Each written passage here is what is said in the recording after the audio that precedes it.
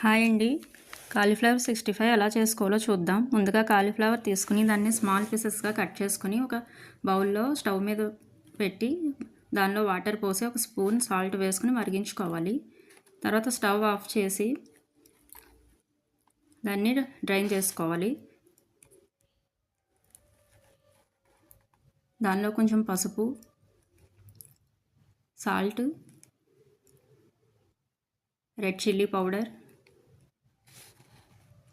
ginger garlic paste,